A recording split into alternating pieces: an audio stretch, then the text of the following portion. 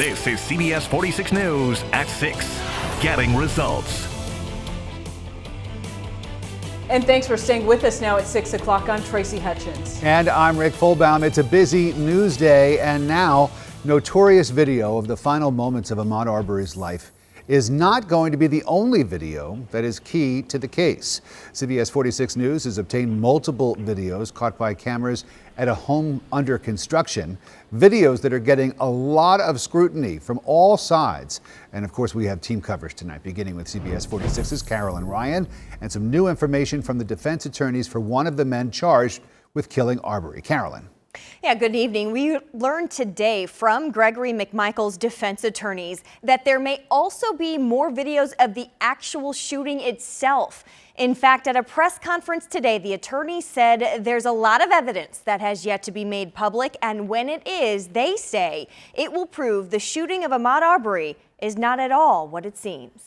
Defense attorneys for 64-year-old Gregory McMichael addressed the media for the first time today. We have amassed witnesses, documents, videotape that tells a very different story, both about Greg, about his son Travis, and about Ahmaud Arbery. Frank and Laura Hogue, the husband and wife team defending Mr. McMichael, would not go into further detail on that evidence, but they say the public has rushed to judgment and accepted a narrative without having all the facts. There is more than one video of the incident. There are more than one way that the internet is communicating what happened. There's issues with timing on videos that are on the internet. There's issues with date stamps and time stamps. So the video may not be the only video that becomes important in this case. The Hogues say Ahmaud Arbery's death was indeed tragic, but they say the evidence will show his death was not rooted in racism. This is not just another act of violent racism. Greg McMichael did not commit murder. And the defense team will be scheduling a preliminary hearing in the coming days. They will also be petitioning the court to set bail for Mr. McMichael. Now we turn to my colleague Haley Mason. She's live in Brunswick with more on how other videos are raising new questions. Haley. Carolyn, the video I just received from this home surveillance video cameras, it shows that various people of different races and ages have been walking through this construction site just like Ahmaud did for the last several months. New videos show this house under construction on Satilla Drive attracting more spectators than many people may have known. From October 2019 through February 23rd of this year, these home surveillance clips show black men walking through the Brunswick construction site and also a white couple, 2 little boys, and Ahmaud Arbery. Homeowner Larry English's attorney sent us new videos this week that introduce this man, some believe to be Arbery. The man is seen on video in December in the vacant home, drinking water and then jogging away, according to the homeowner's attorney. The man is again seen in the home on February 11th. That's when Travis McMichael approached and called police. It's a black male, red shirt, white shorts. It's being built. Yes, ma'am. It's vacant right now. He is in the house. Today, Arbery's aunt tells me that man is not Ahmaud. To say, we think it's the right guy, it is, one, certainly could be wrong. I don't think they had clear evidence of that. The videos are fuzzy. The Arbery family says the 25-year-old stopped to look around the home while on a jog and kept running until he was chased down by Gregory and Travis McMichael and killed. Defense attorney Paige Pate says these new videos show the house was not secured to the public, but there's no apparent evidence of a crime. I don't think there's evidence Arbery was committing a crime. So it doesn't matter whether they got the right guy or the wrong guy. Whoever they got didn't commit a crime worthy of being pursued.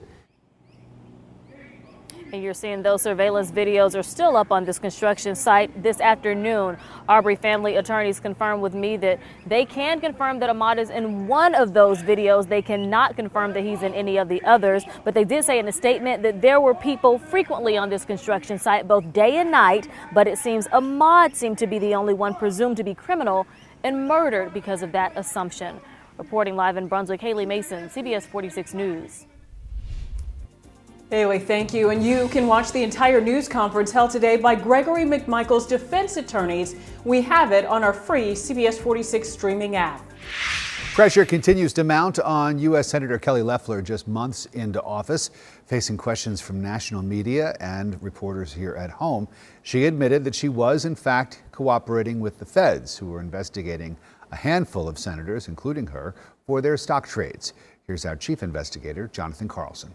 Senator Loeffler, were you contacted by the FBI over your stock trade? Georgia Senator Kelly Loeffler seen leaving the Capitol Thursday and ignoring reporter questions. She's back in the state, we've learned, after a rough week in Washington. Federal investigators have been circling a handful of U.S. senators with questions over curious stock transactions made shortly before markets crashed at the start of the pandemic. After refusing to say whether she's been in contact with the FBI, Loeffler admitted late last night she handed over documents to the Department of Justice. Her office said she wasn't available for an interview today, but said in a statement in part, she and her husband acted entirely appropriately and observed both the letter and the spirit of the law. Her husband is chairman of the New York Stock Exchange. In March, Loeffler sold off millions in stock shortly after a coronavirus briefing, but maintained third parties did the bidding without her knowledge. She isn't alone in the scrutiny, nor is it limited to Republican senators. California's Dianne Feinstein is also being questioned. Loeffler has not been served with an FBI search warrant like Senator Richard Burr of North Carolina. She was appointed in December to replace the retiring Senator Johnny Isakson. She has to run for her seat again in November. In Atlanta, I'm Jonathan Carlson, CBS 46 News.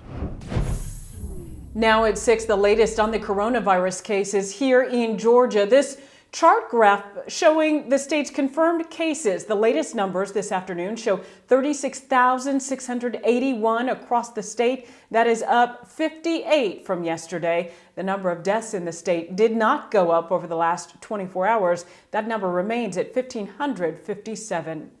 Well, Governor Brian Kemp says the numbers in Gainesville equal a victory. The rates in Hall County seem to have stopped climbing. The concerns may have started at the chicken plants in that county where they process chicken, but it is spread throughout the community. Georgia's Insurance Commissioner John King, who is Hispanic himself, he led outreach efforts today to speak to Spanish reporters. Whatever the safety precautions that you're doing here at work, take them home, take them to the community.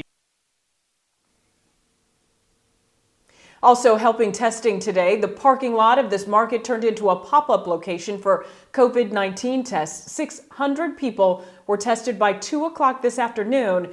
That's a reflection of the shifting attitude. Well, attitude and testing, all important components to reopening the state safely.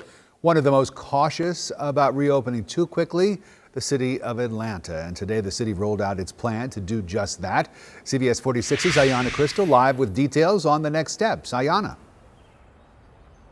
Rick, it will be a process. Now, the council advises a gradual reopening. It would come in 5 phases, but there are no exact dates because each phase will be tied to tracking. Now, the very detailed report lays out for the mayor how to safely reopen Atlanta.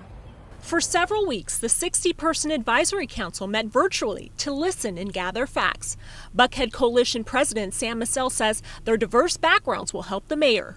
That way you get input from different fields that have different problems in reopening. They're recommending the city establish and track clear metrics to signal to residents and businesses when they can more safely reopen, what safety measures they should take, and how their operations or routines may need to be adjusted. The economic side of reopening, as well as the health or science side, and then you've got emotions in between. So you really have 3 segments, you might say, to try to satisfy or justify. They also surveyed more than 15,000 people. The input from all quarters is important. The more you learn, the more you know. Key findings: a majority of folks said they're not ready or willing to go into most businesses or venues. A whopping 97% said they won't feel safe without their own protective measures and equipment. And if they do venture out, they're absolutely willing to wear a mask if asked. Atlanta's mayor will review the data, all 119 pages, and decide what steps to take next. The amount of sophistication that went into the planning of this was very impressive. The council also recommends safety protocols for businesses, which include social distancing, wearing masks, and temperature checks, which could be our new normal. So now the mayor will review the report and come up with her own plan on reopening Atlanta in the next few weeks. That's the latest at City Hall. Ayanna Crystal, CBS 46 News. Ayanna, thank you. Well, with the beautiful weather we've had the last few days, it certainly appears that some people across the metro area are certainly eager to get back out and return to what we used to think was normal. We found this line of people waiting to get in and shop at a TJ Maxx and home goods store. This is in Buford. They were socially distancing outside, but waiting patiently.